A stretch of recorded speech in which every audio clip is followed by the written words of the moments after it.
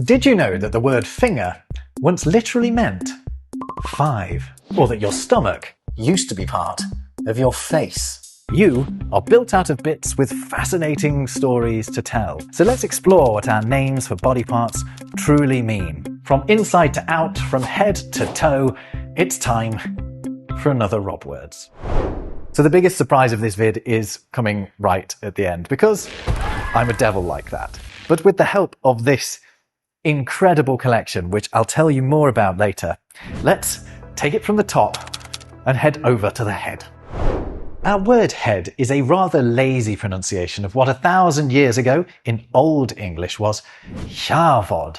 But things get even more interesting when you trace it back a few more millennia to the ancestral language shared by languages across Europe and even into Asia. That language is called Proto-Indo-European, and it had this caput. The star tells you that no one has seen it written down because these guys didn't write.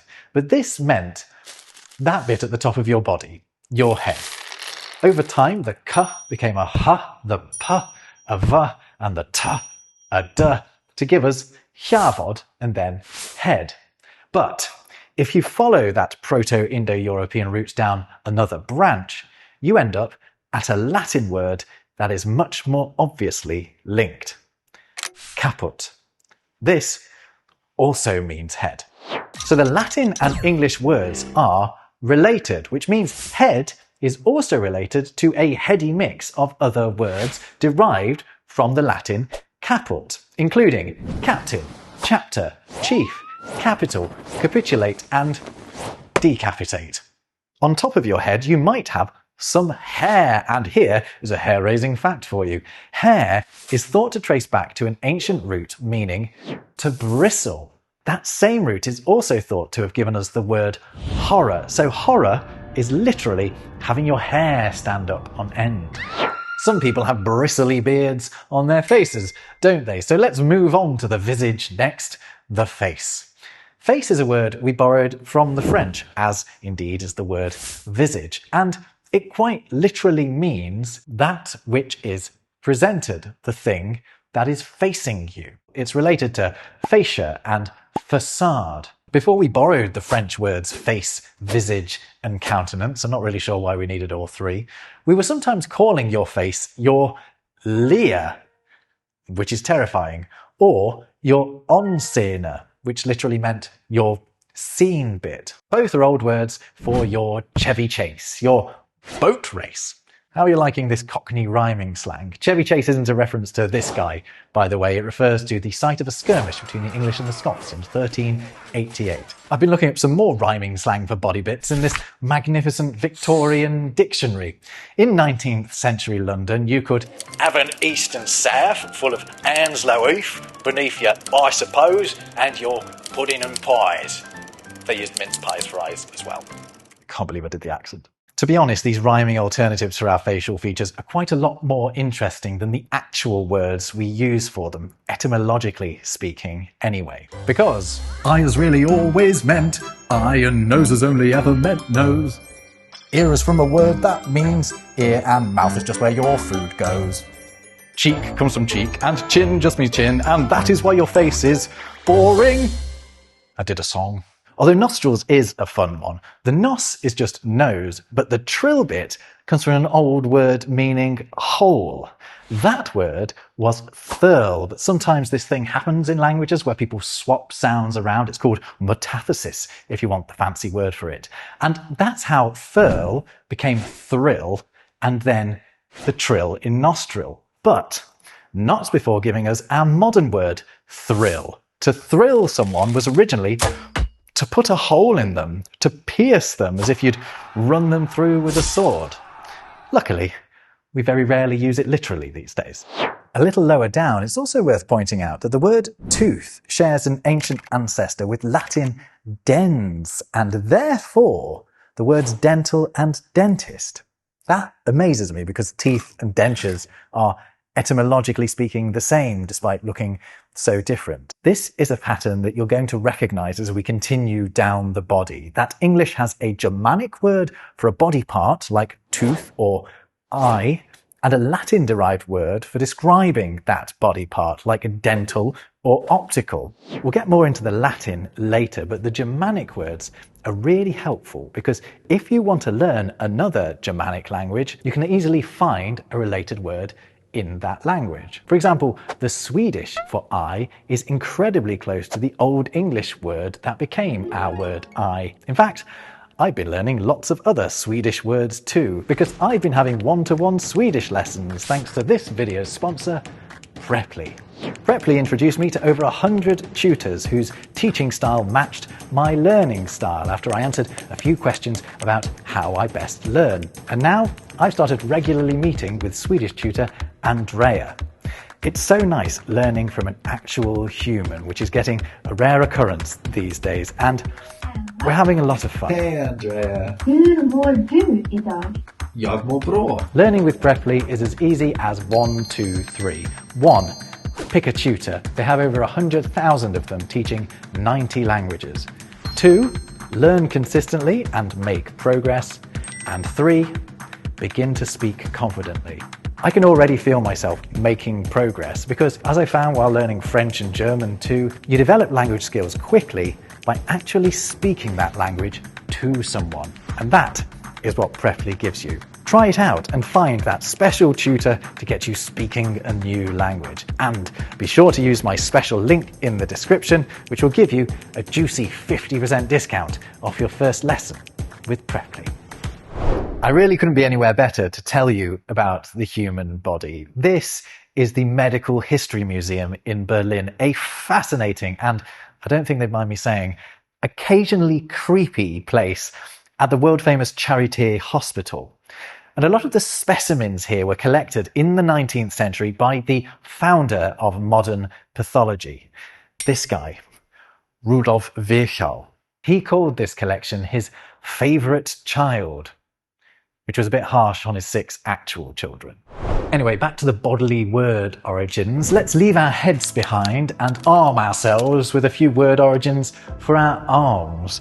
The word arm itself is ancient. It has a relative way over in India in the language of Sanskrit, in which irma meant arm or the foreleg of an animal, so like a cat's arms. About halfway down your arm, I'd say, you've got your elbow, and elbow is one of an armload of body part names that basically just means joint. Your wrist, knee, and ankle are 3 of the others, all for obvious reasons. I think ankle is ultimately related to the word angle. Next, let's give a big hand to the hand, not just for being the key to humanity's success, but also for its miraculous consistency across the Germanic languages. Check it out. It's meant hand as far back as anyone's been able to trace it. Finger, however, is another story. Historical linguists have traced that word right back to this Proto-Indo-European root, penque. But way back then, it didn't mean finger. It meant 5. It's a common ancestor shared with the ancient Greek pente, which gives us words like pentagon, a 5-sided shape. So we named our fingers for how many of them we ideally have on each hand. And the one that is a bit chubbier than the others, the one that sticks out like a sore thumb, we labelled as such. From an ancient root meaning swell, we get the word thumb. All right, let's get to the legs and other down below bits shortly. But first, I wanted to take a look under the bonnet, so to speak, a look under the hood. Let's explore the bits and bobs that keep us ticking along. Our internal organs. I promise I won't show anything too gross. I can't anyway, because my editor Martyn gets queasy. Unfortunately, the brain is having something of an identity crisis. It hasn't been able to work out for itself what its own name means. The best the biggest brains in the business have come up with is the idea that it means something broken. A linguist called Anatoly Lieberman suggested it can mean refuse, just sort of amassed stuff, a bit like when we call it grey matter. Our hearts are what unite us, at least most Europeans and some Asians as well, because the words many of us are using for heart are all related. They share a common ancestor calculated as curd. Now remember how the k in caput became the h of head? Well, the k of curd became the h of heart. Meanwhile, it also developed into the Latin cor, meaning heart, from which we get cardiac, cordial, courageous, which basically just means hearty, and words like concord and record, which respectively imply sharing a heart and knowing by heart. Your lungs are another old Germanic word. Lung literally means light, as in not heavy, a reference to the fact that they're full of air and when lobbed into a bucket, they floated. Gross. In fact, we used to call lungs lights in English. Check out this thoroughly disgusting quote from a hideous 18th century collection of many useful and easy remedies for most distempers. For shortness of breath, it recommends the lights of a fox, dried and drunk, taken in a powder with sugar candy. A fox lung smoothie. I'd honestly rather expire. Moving on, Old English had this word, quith, which meant your belly. It also had this word, a, which meant egg, before we borrowed the Viking word egg. These elements together are thought to be the components of kidney, making your kidneys your belly eggs. Adorable. Meanwhile, your stomach should actually be your mouth. Really, we borrowed stomach from French, but if you go back far enough, you get to the Greek stomachos, which referred to your pie hole. It's related to stoma, which is just Greek for mouth. I suppose filling your mouth and filling your stomach are the same thing under certain circumstances. I'm standing in the ruins of what was once the lecture hall of Rudolf Virchow's pathological museum. It was all but destroyed by aerial bombing during the Second World War. It was in the places of medical experimentation of the Renaissance that many of our inside gooey bits got their more scientific names. During this period, and long afterwards, it was common to look to the classical languages of Latin and Greek when naming bits, as you're going to see as we continue to explore our insides. Intestine, for example, is from the Latin intestinus, which just means internal. In fact, the word was even used more broadly as a synonym for internal in English. Here's Shakespeare using it. So you've got your large inside bit and your small inside bit. The first section of your small intestine is your duodenum or duodenum, which is from the medieval Latin duodenum digitorium, which meant space of 12 digits. That, in turn, is a translation of the delicious Greek mouthful dodecadactylon, a real tzatziki of a word. It's a reference to how long one had been measured to be, the width of 12 fingers. I don't have enough. Most of your large intestine comprises your colon, a word you'd think was related to this colon, but it's not even semi-related. The punctuation mark is related to the word column. It's from this Greek word meaning limb, whereas your colon is from this near-identical Greek word meaning food, because that's what you find in there. Also attached to your large intestine is the tiny tube-like fella known as the appendix. Did you know the appendix of a book and the appendix of a U mean exactly the same thing?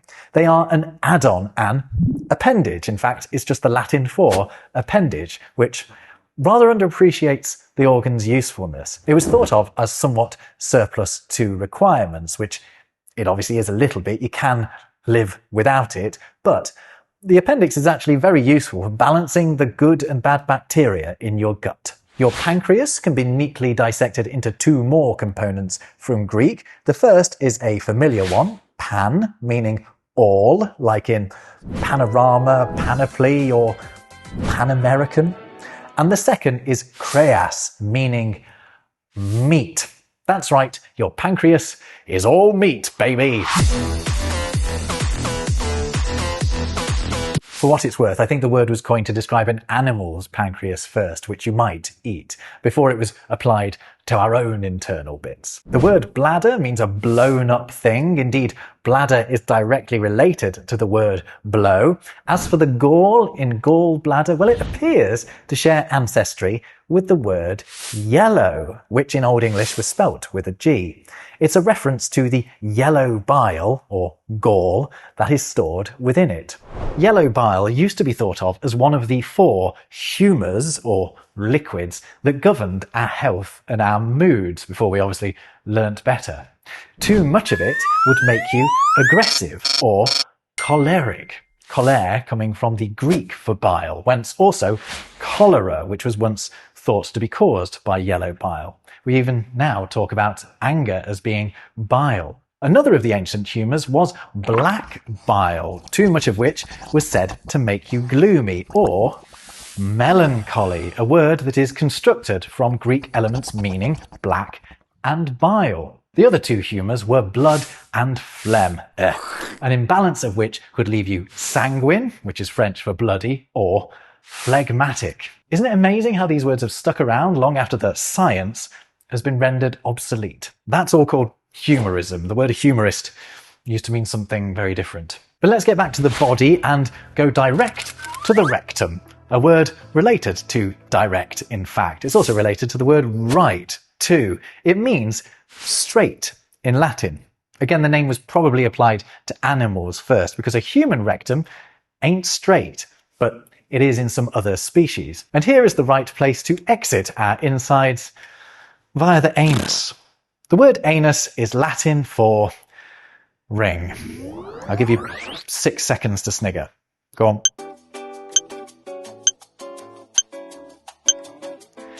Now we're in the nether regions, allow me to fulfill my promise about private parts. Let's see if I can do this without blushing. The word vulva is an etymological mystery. We know it's the word that the Romans were using for either the womb or the external bit of the female genitals, but further origins unknown. There's a theory that it's from the Latin volvere, meaning to turn, which would link vulva to the word universe, but nobody's sure. We are rather more sure, though, of where vagina comes from, because it is just the Latin word for sheath, as in where you might put a sword. The word vanilla literally means little vagina. It is the Spanish diminutive of the word, so called because vanilla pods do look like little sheaths. If you've got a penis, you, etymologically speaking, have a tail. That's what the word penis means in Latin, although it is a word that was also used by the Romans to refer to their own personal pipes. And just to mention, because I know I'll get comments if I don't, the word penis is not related to the word pen, despite the similarity of the word and the shape. Pen just means feather, in the same way that quill means feather. Why? Because we used to write with feathers, didn't we? Testicle is one of those words where the false stories of its origins are just too fun to skip over. A link has occasionally been drawn between testicles and the Latin testis, meaning witness, as in testament, testify, and testimonial, making your balls your little witnesses. The suggestion being that they bear witness to your virility. But yeah, a lot of people who know what they're talking about say that that is bollocks. Otherwise, origin unknown. Speaking of bollocks, this ballsy British slang was at one time a perfectly acceptable word for your testicles. Mild enough to turn up in this early 14th century Bible, where we're warned not to offer up to the Lord any animals that have had their bollocks taken away. Bollocks means little balls, in the same way a bullock is a little bull, or your buttocks are your little butts. Your breasts are super old, by the way. There are similar words to breast in languages all over Europe, all meaning the sort of top bit of your abdomen where your heart is, or the lower bit where your belly is. And your nipples are, and I can't believe I'm saying this, etymologically speaking, little beaks. The word is related to the nib on your penis. Pen. Pen. Do you hear that? I think it's the sound of this video getting demonetized. If you've enjoyed it, please do click subscribe and help get this geeky little channel over the 1 million mark. We're nearly there. But now let's leave the loins and get to the legs. Leg is actually a word that we got from the Vikings. It is an old Scandinavian term. Before we borrowed leg from the Norsemen, we were calling our legs just our bones. In fact, to this day in German, the word Bein can mean both leg and bone. We already mentioned your knees and ankles, or should that be angles? So let's skip straight to the foot. Foot is another word with a common ancestor shared by languages across Europe and beyond. Despite looking very different, it's ultimately related to words like pedal and pedestrian, which are descended from Latin pedis, meaning of the foot. It's also therefore related to sesquipedalian, which means given to using long words, haha, but literally translates as foot and a half long. Can you see the ped hiding in there? And I promised we'd cover etymologies from your head to your toes, so here we go. Toe is a Germanic word that just means toe. But don't take it for granted. Some languages have to make do with calling them foot fingers. I also promised we'd round things off with a big revelation, so let's do it. I think the most surprising thing about the language of the body is the word body itself. It's unique insofar as no other language is using a word anything like it to describe this bag of flesh and bone that we inhabit. Many European languages are using words related to corpse. Others have words related to our word life. And others still have words related to lich, a word we used to use for a body, but only ever for a dead one. Our body is our own, an English word through and through. And I think that's something to be body positive about. Thank you so much to the Berlin Medical History Museum for letting me poke around. This place is an absolute marvel. You should pay it a visit. And thanks to you for watching. If you like this stuff, I sell some wordy nerdy t-shirts to fit bodies of all sizes. You can find a link below. And maybe watch this video next, and I'll see you over there. Take care.